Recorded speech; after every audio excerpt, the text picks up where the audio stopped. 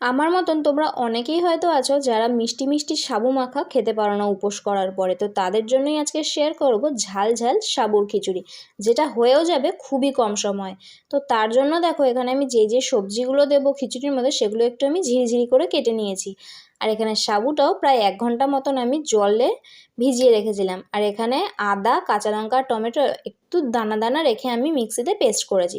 তারপরে যেরকম খিচুড়িতে ফোড়ন দেয় সেরকমই আমি এখানে 5 ফোড়ন দিয়ে মশলাটা দিয়ে একটু কষিয়ে নেব। তারপরে একটা প্রেসার কুকারের মধ্যে কেটে রাখা সবজিগুলো, ভেজে রাখা মুগ ডাল আর সাবুটা দিয়ে একটা মাত্র সিটি দেব।